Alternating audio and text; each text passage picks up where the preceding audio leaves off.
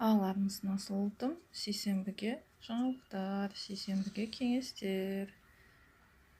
Сүйкімді сейсенбіге не дейді? Армандап, қиялдап жүр екенсіздер. Нені?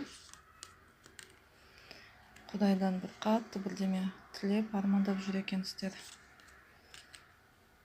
Жаймен береді, келеді. Жаймен армандарыңыз орындалады, бірден емес. Бұл жерде жақсылап тұрып таңдау жасауымыз керек. Қай арманды ең бірінші Құдай беру керек. Ер азаматты армандап жүрсіз ба? Әлде бір әділ шешімді армандап жүрсіз ба? Жөндеп дұрыстап, жақсылап тұрып таңдау жасаңыздар.